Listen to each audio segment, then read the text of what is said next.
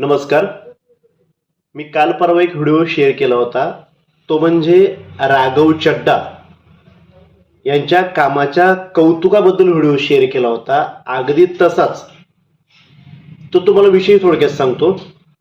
एअरपोर्टवरती जर पाण्याची बाटली घ्यायची असेल तर ती बाटली मिळते तुम्हाला 100 रुपयाला. समोसा पाहिजे असेल तर तो मिळतो तुम्हाला 150 ते 120 रुपयाला.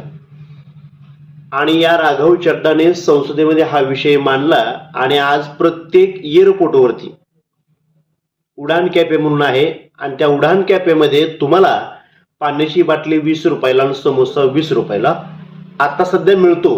आणि प्रत्येक एअरपोर्टमध्ये उडान कॅफे म्हणून नावाचं एक कॅफे ओपन केलेलं आहे. आणि अगदी तसंच आज प्रत्येक कुटुंबात आणि सर्वसामान्य घरात देखील सुद्धा आपण मोबाईल वापरतो. आणि त्या मोबाईलवर तुम्ही पाहिलं असं निरीक्षण करून, मोबाईल साधा असो किंवा भारी असो त्याला 300-400 रुपयांचे रिचार्ज आहेत.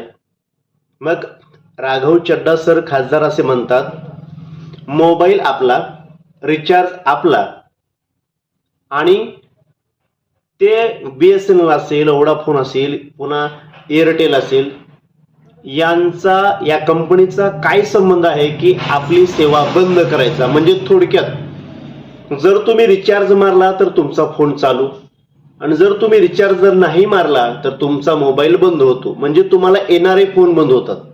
आपल्याला लागत नाही तो विषय वेगळा, पण आपल्याला फोन देखील येत नाही. आणि यासाठी त्यांनी आता विधानसभेत हे प्रश्न उपलब्ध केले आहेत. आणि राघव चड्डा जे असे कामं करतात त्यांच्या पाठीमागे सर्वसाधारण माणसं कशी आहेत बघा, आणि त्यांना सपोर्ट करतात.